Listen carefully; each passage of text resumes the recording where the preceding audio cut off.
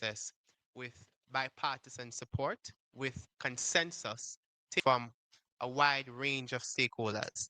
And we're going to move now to hear from our members of parliament in Westmoreland. We're going to hear from Dr. Dayton Campbell. It was his constituency that can be regarded as ground zero for hurricane. Dr. Campbell. Good morning, everyone. Thank you very much, Senator Cleveland.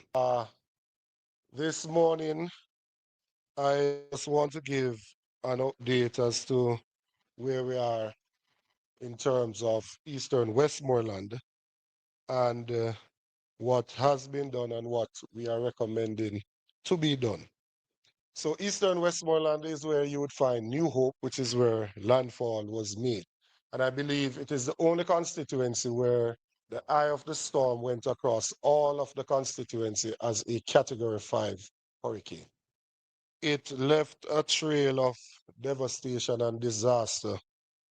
And we have estimated that approximately 5,000 houses have been totally destroyed. I'm not referring to houses that were damaged. I'm talking about those that are totally destroyed, just rubble remaining. We have countless others that suffered significant damage, moderate damage, and mild damage to the infrastructure. In terms of churches, schools, police station, health centers, all of those were also severely damaged and non-functional in the immediate wake of the hurricane.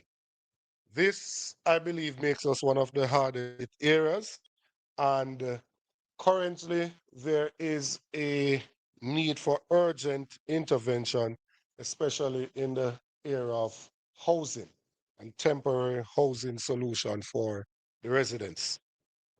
The response has been inadequate, delayed, and sometimes even inappropriate in my mind.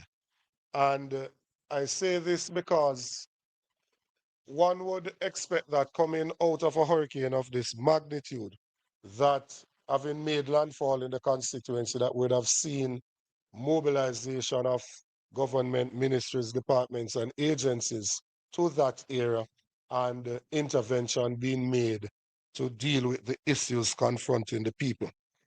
I want to thank, though, members of the private sector, the private companies, private individuals, non-governmental organizations, including Foundation, Samaritan's Purse, World Central Kitchen, Mercy Chefs. Had it not been for some of these um, groups, I don't know what would have happened to the residents of Eastern Westmoreland, because they have stepped in a big way to ensure that some of the things that are needed have been done thus far. We benefited from a visit of some of the CARICOM leaders, and President Ali out of Guyana committed to doing 200 roofs for some of the affected residents between Bluefields and White House. And in putting together the meeting to that, when the JDF and Ministry of Labour and ODPEM called the meeting, they said they wanted to welcome the two members of parliament in which the government is inserting their political operatives in the response mechanism and bypassing, circumventing the elected officials. I represent all of the constituents of Eastern Westmoreland. I have absolutely no interest in how they voted. This is a humanitarian crisis. It is not a political matter. And as elected officials, we have to be involved and consulted in the process because we know the communities, we know the areas, we know the people. Even in relation to the distribution of aid, to just have the JDF alone going into a committee, into a community is not sufficient because they won't know the lay of the land, they won't know the residents, and as such, that has left a lot of gaps. So I want to point out specifically some things now. Shelter. The shelters that are in the constituency, they have been inappropriate from the beginning, and they continue to be inappropriate. There isn't a bed or a cot or anything in any of the shelters. To be frank, there are persons that are not even aware that some of the shelters are still open with over 20 persons in each one of them. And that means if you're not aware, you couldn't possibly be making any provisions for the residents within those shelters. The persons who are in the shelters are obviously the most vulnerable. They don't have anywhere to stay. They don't have any relatives to stay with. And that's the reason why they're at the shelter. And I realize that the Ministry of Education has also taken on an initiative to reopen schools as soon as possible, which I support because we want to decrease the learning loss. But in moving the persons from these shelters, majority of which are schools, so that school can reopen. Certainly, we can't just move them without making provision for them to stay elsewhere. In terms of emergency evacuation and shelter, housing of these persons, we have not seen any of those things that are supposedly in the country that should be made available. I'm told that it was said in the Senate on Friday that tents went to Dayton Campbell, unless there is another Dayton Campbell that represents somewhere in Jamaica. It's certainly not this one. I have not been made aware of any tents. And I want to be on record as saying, I will never support moving out the persons out of the shelter unless we make provision for them. I will block it myself personally. That is inhumane. And we have to do better. So yes, we want the schools to open, but we must make adequate provision before we move the persons out of the shelters. We have, in looking at how we respond to the housing crisis, there are still persons that are on the tarpaulin, still persons that are on a sheet of zinc. You still see mothers and children just on a sheet of zinc or on a piece of tarpaulin, right? There are still houses without tarpaulin that are yet to be covered. I have so far been told of allocations to the constituency, $3 million for cleaning in the prep work before the hurricane came.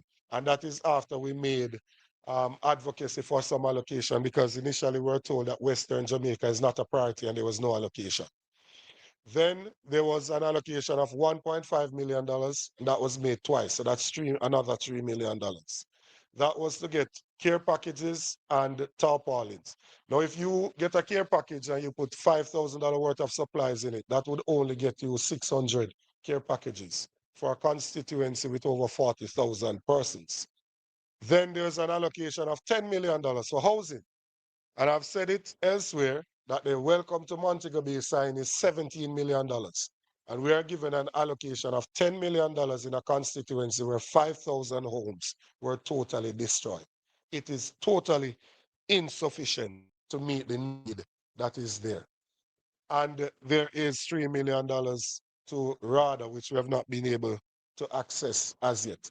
That for a constituency where landfall was made, that has the majority of deaths, that has several persons still in shelters, several persons homeless, 5,000 houses destroyed, it's totally insufficient in terms of governmental response to the crisis that is there.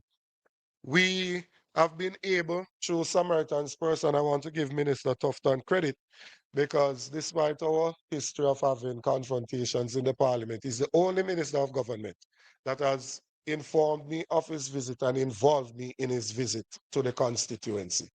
Others have said they're coming, but they have not actually made an attempt to ensure that we can actually um, connect whilst they are within the constituency. Their Starlink seems to malfunction when they are in Eastern Westmoreland. But we've been able to set a field clinic in White House, and GEM Foundation has been able to re-roof the health center in Betheltown, White House, and in Darliston, and thus we're able to offer some medical care. There's still a significant gap, and MP Dawes is here that will speak to some of the health-related concerns, but there's still a significant gap where healthcare is concerned, and even just the disposal of human waste. It can't be that difficult for a country to put some portable toilets in a constituency that has been devastated.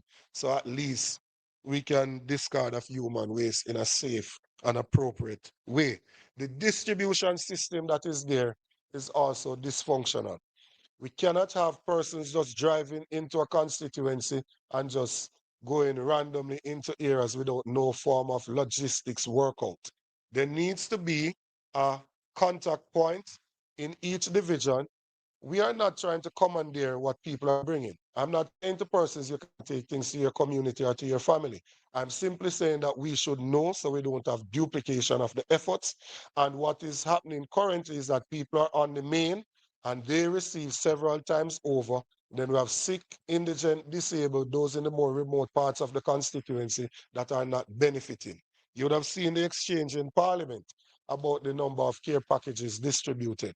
You can't go to a community one time in 20 days when this food package is slated to last for just 3 to 4 days. What is expected of those persons for the additional time? Right? So there needs to be a proper structure that is placed that ensures that relief item can go to those areas. We've proposed the Adopt a Family initiative to give accommodation to some persons using containerized housing. And I want to thank the persons who have contributed to that thus far. And we've been able to deliver 6 units, and we have another 6 that are ordered and ready to be distributed. This is intended to be a temporary solution, the simplest thing in the short term. It is not a proposal for us to have a constituency with pure containerized houses across the of the constituency. We want the situation in Westmoreland in terms of land tenureship to be regularized. We had put a proposal on the table to move the time period to own government land, to move it from 6 years to 25 years. That's something that the government should immediately take on, right, to ensure that we can give the lands to these persons and that they can, some of them can build their own structures that can withstand hurricane. And the government as well should look at low income solutions on government lands for these persons. The aim is not to have board houses being rebuilt because that's an invitation for a second disaster. This was with us a few days ago, and he stated that the videos and the pictures don't do justice and that it is total devastation and it's going to take a long time to rebuild the infrastructure. He said they will have to be creative, and he has proposed that we need to get a generator in Darliston and one in White House so that we can at least power the police station, the health centers, and those things. A lot of persons are not cognizant of what is going on out in the western end of the country.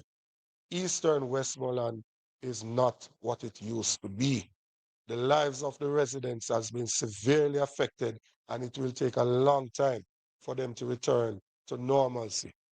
I know people are in a haste to move on, but in your haste to move on, do not forget that you have brothers and sisters that are on the fringes of survival.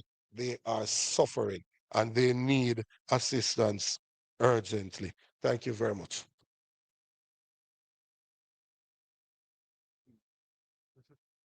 Thank you, Dr. Campbell. And we're here now from the Member of Parliament for Central Westmoreland, MP Dwayne Vaz.